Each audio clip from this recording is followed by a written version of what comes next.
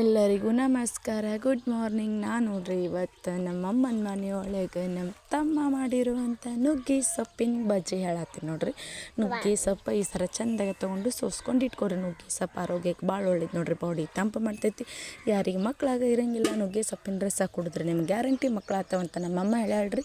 ನಮ್ಮಮ್ಮಗೂ ಮಕ್ಕಳಾಗಿದ್ದಿಲ್ಲ ಅಂತ ನುಗ್ಗೆ ಸೊಪ್ಪು ಕುಡಿದು ಮೇಲೆ ಮಕ್ಕಳಾಗ್ಯಾವ ನೋಡ್ರಿ. ನಿಮಗೂ ಒಂದು ಸಲ ಟ್ರೈ ಮಾಡಿ ದಿನ ಒಂದು ಬಟ್ಲೆ ರಸ ಕುಡೀರಿ. ಆರೋಗ್ಯಕ್ಕೆ ಭಾಳ ಒಳ್ಳೆಯದು, ರೋಗ ನಿರೋಧಕ ಶಕ್ತಿ ಹೆಚ್ಚಿಸ್ತೈತೆ ನೋಡ್ರಿ. ಆಮೇಲೆ ಒಂದು ಸ್ವಲ್ಪ ಕಡಲೆ ಹಿಟ್ಟು, ಉಳ್ಳಾಗಡ್ಡಿ, ಹಸಿಮೆಣ್ಸಿನ್ಕಾಯಿ, ಅಜ್ವಾನ, ಒಂದು ಸ್ವಲ್ಪ ಚೋಡ, ರುಚಿಗೆ ತಕ್ಕಷ್ಟು ಉಪ್ಪು, ನುಗ್ಗೆ ಸೊಪ್ಪು ಎಲ್ಲ ಹಾಕ್ಕೊಂಡು ಚೆಂದಾಗಿ ಒಂದು ಸ್ವಲ್ಪ ನೀರು ಹಾಕ್ಕೊಂಡು ಹಿಂಗೆ ಕಲಿಸ್ಕೊರಿ.